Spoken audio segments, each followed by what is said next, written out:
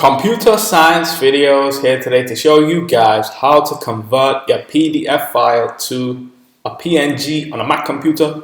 Without further ado, let us start the video. So in this tutorial, you need to have access to a Mac computer and a file as a PDF file. So we can now bring the file into the frame. We are on the desktop. Let's just click the work video schedule file. So now this is a PDF file. Let's just go to file, export. Let's just save this to the desktop. And now the format, this is where we need to change from whatever it is to now PNG. Let's just keep it to pixels and inches, resolution 150. Let's just save directly to the desktop. We can have quick preview for the moment.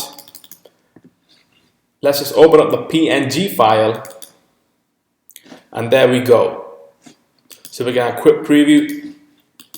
That's it for this video. I'll see you guys in my next tutorial. Thanks for now.